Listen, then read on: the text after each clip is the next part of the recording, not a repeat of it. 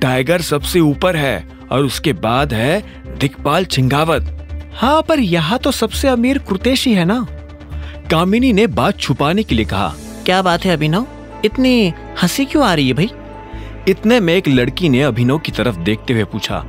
इतने में एक और लड़की ने कहा, पहले तो ये बताओ कि इसे यहाँ बुलाया किसने है? मैंने बुलाया है, ये भी हमारा क्लासमेट रहा है। नहीं, हम लोग क्लास में जरूर साथ बैठते थे, लेकिन अब हम साथ नहीं बैठ सकते। हाँ, मैंने भी सुना है कि ये डिलीवरी बॉय की नौकरी करता। मुझे लगता है कि आप लोगों को मेनू देखना चाहिए, खाना बनने में भी तो टाइम लगता है ना। अभिनव ने बात पलटते हुए कहा। वो इनमें से किसी को भी जवाब नहीं देना चाहता था, लेकिन उसकी इस बात से बाकी लोग भड़क उठे। उनमें से एक आदमी ने कहा, ओ भाई, ये मजाक चल रहा है क्या? तुझे क्या लगता है कि कृतेश तेरे लिए भी खाना ऑर्डर करने वाला है? अबे तू कब से कृतेश का दोस्त हो गया? कामिनी ने भी घी में आग डालते हुए कहा। हाँ, अगर तुम्हें कुछ खाना है तो उसका पैसा तुम्हें खुद ही देना होगा। लेकिन यह सुनते ही कृतेश ने अपना हाथ उठाया और सभी को शांत करवाते हुए बोला, अरे कामिनी, कैसी बात कर रही हो? अब वो पार्टी में आया है तो खाना तो खाएगा ही ना। तुम चिंता मत करो दोस्त, मैं तुम्हारा भी बिल भर दूंगा। कामिनी ने कहा। वाह कृतेश, तुम कितने स्वीट हो। फिर भी मैं चाहती हूँ कि तुम उसे अपना बिल भरने दो, ताकि उसे भी तो आगे से पैसे कमाने का मोटिवेशन आए। अगर वो ऐसे फ्री का खाना खाता रहेगा तो फ्री का खाना तो हम सभी खा रहे हैं, फिर तो हम सभी को अपना अपना ऑर्डर खुद ही देना चाहिए। इतने में गरिमा नाम की एक लड़की ने कामिनी की बात काटते हुए कहा। वो बाकी लोगों की तरह अभिनव का मजाक नहीं उड़ाया करती थी। अरे छोड़ो भी गरिमा, क्यों बात को बढ़ाना? मैं कह रहा हूं ना, मैं पे कर दूंगा, कृतेश ने कहा।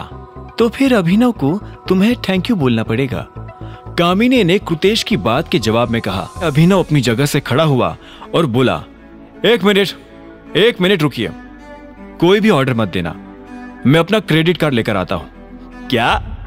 क्यों मजाक कर रहा है भाई? पागल हो गया है क्या? पता भी है यहाँ एक प्लेट खाने की कीमत क्या है?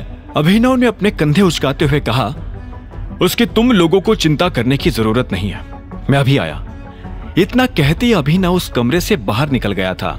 जैसे वो बार में दाखिल हुआ तो अचानक से उसकी नजर एक लड़की पर पड़ी। वो एक आदमी के पास बैठी हुई थी जिसने अजीब से कपड़े पहने हुए थे। वो लड़की उससे दूर होने की कोशिश कर रही थी, लेकिन वो लड़का उसे बार बार अपनी तरफ खींचने की कोशिश कर रहा था।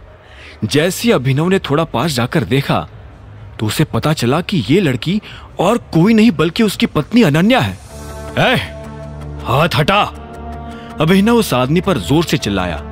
उसकी आवाज सुनते ही 3 और लोग अपनी कुर्सी से उठे और अभिनव को घेर कर खड़े हो गए।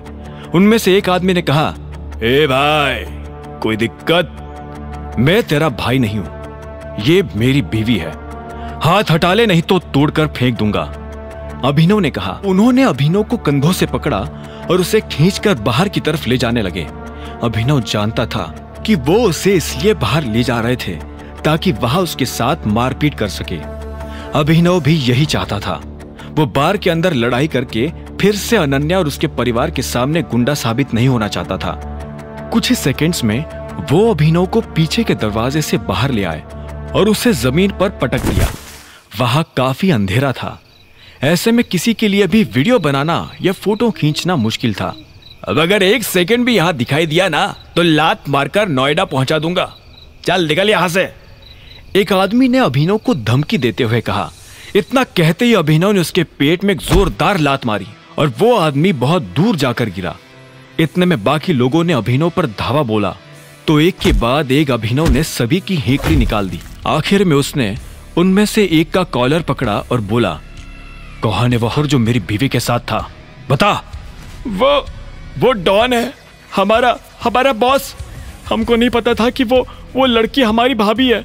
वो जब अंदर आई तो डॉन की नजर उन पर टिक गई और उसके बाद, इससे पहले कि वो आगे कुछ कह पाता, अभिनव ने उसे एक और लात मारी और वो लड़का नीचे गिर गया। अभिनव का दिमाग खराब हो गया था। उसने जितना सोचा था इस शहर में उससे ज्यादा माफिया ग्रुप्स एक्टिव हो गए थे। ऐसे में अभिनव नीचे झुका और बोला, तुम लोग किसके लिए काम करते हो, टाइगर या छिंगावत? टाइगर अब नहीं रहा, उसके सारे लोग बिखर गए, कोई किसी की नहीं सुनता। आपको क्या लगता है हम अकेले ऐसे हैं जो ये सब कर रहे हैं? अब टाइगर नहीं है तो लोगों ने अपने अपने ग्रुप्स बनाना शुरू कर दिए और छिंगावत मोंटी को उड़ाना चाहता है ताकि टाइगर ब्रांड का पत्ता साफ हो जाए। उसकी बातें सुनकर अभिनव को यह समझ नहीं आ रहा था कि आखिर टाइगर को गए हुए कितना वक्त हो गया था। मैं टाइगर की टीम का कोर मेंबर हूं। अभिनव का दिल ये कहते हुए तेजी से धड़क रहा था। इन लोगों को देखकर उसे यह एहसास हो रहा था कि उसे सिर्फ अपने पिता का बदला नहीं लेना था, बल्कि इन जैसे हजारों लोगों को लाइन पर लेकर आना था।